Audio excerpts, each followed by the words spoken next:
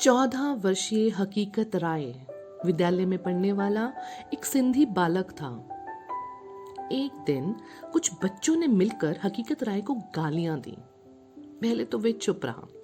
वैसे भी सहनशीलता तो हिंदुओं का गुण है ही, किंतु जब उन उद्दंड बच्चों ने गुरुओं के नाम की, झूलेलाल की और गुरु नानक के नाम को गालियां देना शुरू किया, तब उस वीर बालक से अपने गुरु और धर्म का अपमान सहा नहीं गया। हकीकत राय ने कहा, अब हद हो गई। अपने लिए तो मैंने सहन शक्ति का उपयोग किया, लेकिन मेरे धर्म, गुरु और भगवान के लिए एक भी शब्द बोलेंगे तो ये मेरी सहन शक्ति से बाहर की बात है। मेरे पास भी जुबान है, मैं भी तुम्हें बोल सकता हूँ। उद्दंड बच्चों ने कहा, बोल कर तो दिखा, हम तेरी खबर ले लेंगे। हकीकत राय ने भी उनको 2-4 कटु शब्द सुना ही दिए। बस उन्हीं 2-4 शब्दों को सुनकर मुल्ला मौलवियों का खून उबल पड़ा। वे हकीकत राय को ठीक करने का मौका ढूंढने लगे। सब लोग एक तरफ और हकीकत राय अकेला दूसरी तरफ। उस समय मुगलों का शासन था, इसलिए हकीकत राय को जेल में बंद कर दिया गया। मुगल शासकों की ओर से हकीकत राय को यह फरमान भेजा गया कि यदि तुम कलमा पढ़ लो और मुसलमान बन जाओ तो तुम्हें अब भी माफ कर दिया जाएगा, और यदि तुम मुसलमान नहीं बनोगे तो तुम्हारा सिर धड़ से अलग कर दिया जाएगा। हकीकत राय के माता पिता जेल के बाहर आंसू बहा रहे थे कि बेटा तुम मुसलमान बन जा, कम से कम हम तुम्हें जीवित देख सकेंगे। लेकिन उस बुद्धिमान सिंधी बालक ने कहा, क्या मुसलमान बन जाने के बाद मेरी मृत्यु नहीं होगी? माता पिता कहते हैं कि बेटा मृत्यु तो होगी। तो हकीकत राय कहता है, फिर मैं अपने धर्म में ही मरना पसंद करूंगा, मैं जीते जी दूसरों के धर्म में नहीं जाऊंगा। क्रूर शासकों ने हकीकत राय की दृढ़ता देखकर अनेकों धमकियां दी, लेकिन उस बहादुर किशोर पर उनकी धमकियों का जोर ना चल सका। उसके दृढ़ निश्चय को पूरा राज्य शासन भी नहीं डिगा सका। अंत में मुगल शासक ने उसे प्रलोभन देकर अपनी ओर खींचना चाहा, लेकिन वह बुद्धिमान व किशोर प्रलोभनों में भी नहीं फंसा। आखिर क्रूर मुसलमान शासकों ने आदेश दिया कि अमुक दिन बीच मैदान में हकीकत राय का शिरोच्छेद किया जाएगा। उस वीर हकीकत राय ने गुरु का मंत्र ले रखा था। गुरु मंत्र जपते जपते उसकी बुद्धि सूक्ष्म हो गई थी।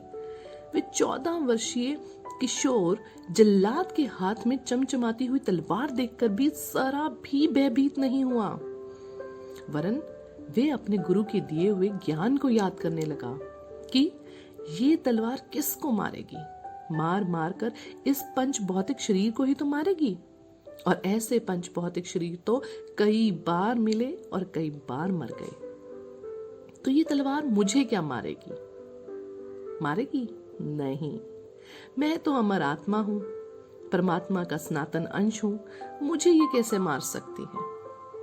हकीकत राय गुरु के इस ज्ञान का चिंतन कर रहा था, तभी क्रूर काजियों ने जल्लाद को तलवार चलाने का आदेश दिया। जल्लाद ने तलवार उठाई, लेकिन उस निर्दोष बालक को देखकर उसकी अंतर आत्मा थरथरा उठी। उसके हाथों से तलवार गिर पड़ी और वे कांपने लगा। काजी बोले, तुझे नौकरी करनी है कि नहीं? ये क्या कर रहा है तू जल्लाद?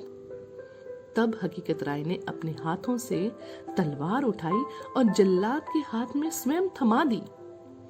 फिर वे किशोर हकीकत राय आंखें बंद करके अपने परमात्मा का चिंतन करने लगा। हे अकाल पुरुष, जैसे सांप केंचुली का त्याग करता है, वैसे ही मैं इस नश्वर देह को छोड़ रहा हूं। मुझे तेरे चरणों की प्रीति देना, ताकि मैं तेरे चरणों में पहुंच जाऊं। फिर से मुझे वासना का पुतना बनाकर इधर उधर ना भटकना पड़े। अब तू मुझे अपनी ही शरण में रखना। मैं तेरा हूं, तू मेरा है। हे मेरे अकाल पुरुष। इतने में जल्लाद ने तलवार चलाई और हकीकत राय का सिर धड़ से अलग हो गया। हकीकत राय ने 14 वर्ष की नन्ही सी उम्र में धर्म के लिए अपनी कुर्बानी दे दी। उसने शरीर छोड़ दिया, लेकिन धर्म नहीं छोड़ा। हकीकत राय तो धर्म के लिए बलि वेदी पर चढ़ गया, लेकिन उसकी कुर्बानी ने सिंधी समाज के हजारों लाखों जवानों में एक जोश भर दिया। धर्म के खातिर प्राण देना पड़े तो देंगे, लेकिन विधर्मियों के आगे कभी नहीं झुकेंगे। भले अपने धर्म में भूखे मरना पड़े तो स्वीकार है, लेकिन पर धर्म को कभी स्वीकार नहीं करेंगे।